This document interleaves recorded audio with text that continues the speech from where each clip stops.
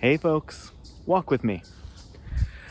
Well, I'm always interested in finding ways to bring more happiness into life and finding ways to allow space to have happiness sort of seep or creep its way in, and find ways to maybe outsize the happiness of some things that, just generally speaking, or to many people, may seem mundane or just sort of okay, and trying to find ways to make that a more enriched experience of joy and happiness.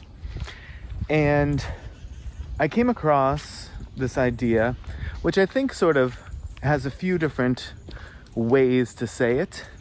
And it was this idea that maybe we need to reconfigure or reorient ourselves around happiness away from the pursuit of happiness, which I feel like there's a lot that's often said or proposed of, videos, YouTube videos, articles, posts, whatever it is, about the pursuit of happiness and how to bring that about and what that means. But the idea here is to just set that aside altogether and say the point is not to try to find a pursuit of happiness, but find happiness in the pursuit. So you're, in one way, divorcing yourself from the outcome, right? Because when you're pursuing something to make you happy, that is dependent upon the final product or the outcome, however you want to contextualize it. Whereas if you can orient around happiness is the pursuit, then simply by making the pursuit, making the effort, endeavoring in the cause, whatever it is, you are providing yourself some sense of happiness and enjoyment as it pertains to just participating in the activity, engaging with whatever that, target goal is. And this can be anything as simple as, trying to get out for a walk during the day, right? In your pursuit of trying to find time to do that, or a window in which to do that, can be part of the experience, whether you actually make it out on the walk or not, or even the conceptualizing of what the walk might be like, right? The enjoyment of expectation, right? Expecting the experience. And then even if the experience doesn't come immediately, and there's a little bit of a delayed gratification cause there, the getting enjoyment out of the idea of the thing happening. Again, even if you don't get to it today. And then of course this can roll out to all of your typical things of,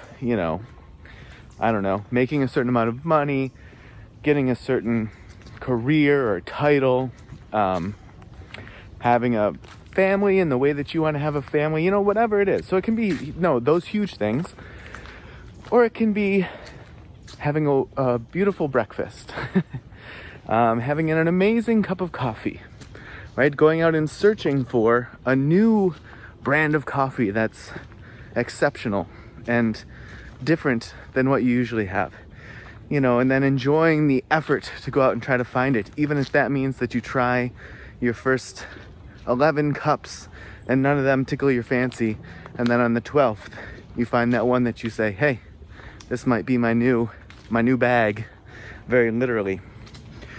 But I think that this idea has existed for a while and has taken sort of many different forms. And just to be clear, the particular phrasing of don't think about the pursuit of happiness, consider the happiness of the pursuit, that specifically comes from this book called Lykke, which is spelled Lykke. I believe it's a Danish word, by the author Mike Viking.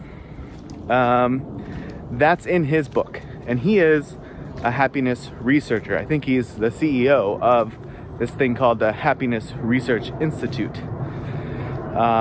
in Copenhagen, city that is within the borders of what's often the happiest people in the world, or people who top the happiness list on those surveys, the Danish.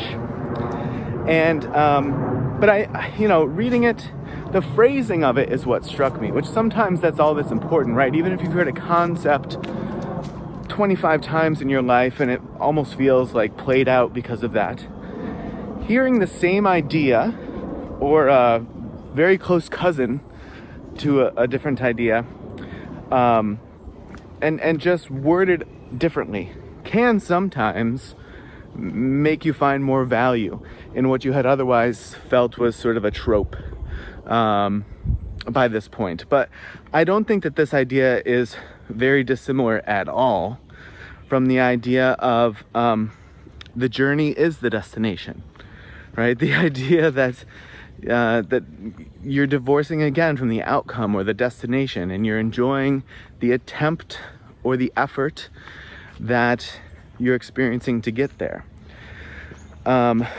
Or there was another one that I had thought of that's also the same thing. I'm sure folks can rattle them off in the comments. If it comes to me in the next few minutes, I'll mention it. But yeah, conceptually, I think this has taken many different wording forms, and to me, even if those things, like I said, do seem a little bit overplayed, the fact that it continues to persist and continues to resonate people, even if there needs to be some slight wording adjustments here and there, can speak a lot to the truthfulness, the ingrained truthfulness within that, as it pertains to sort of like humankind or the human spirit, or however you want to think of that. Just sort of like programming that we seem to all kind of share. This want to find joy, this want to experience well-being and happiness, and then of course wondering how, right? Especially when times come along where it seems unattainable, and maybe even not for any particular reason, but just sort of a generalized sense of, I'm having a hard time accessing joy and happiness, and that can be quite disruptive to a person, again, being that for whatever reason, many of us are seemingly pre-programmed or wired to want that as the goal. But in that lies the problem, right? Constantly looking at, I attain this, I achieve that, and it will make me so happy, and then I'll be happy, right? For me, it's sort of this idea of living in Provence in the south of France, and the idea that, oh man, if I had that way of life, if I was there, I would live a particular way of life that I can't here, or that just isn't entrenched in the culture, and so my experiencing of it can't happen unless I'm physically there, right? And then on the backs of that thought is always, but if I were there, and if I could figure out a way to be able to live there, my day-to-day would bring me so much just entrenched joy and happiness. And it's hard to pause yourself in the middle of that train of thought, or in that sort of systemic thought pattern, and just be able to say, it's nice to think that, and it might be even a worthy thing to endeavor to try to make reality, right? To attain that. But you can't go quite so far. Don't go so far as to say, then I will be happy. You need to take enjoyment in the, how do I make this happen? Because it might be a cool experience.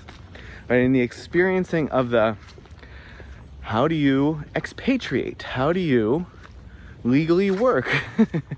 How do you find a place to live, in a different country? And, all the ins and outs of that feel very divorced from the joy of the life in Provence that you sort of romanticize in your head, right? There's red tape and bureaucracies that you'll have to deal with and all that, but with the idea in mind of living in this place that for some reason you feel very drawn to, right? And I'm just using this as an example, replace it with whatever you want, but this idea of living in this place that you feel just,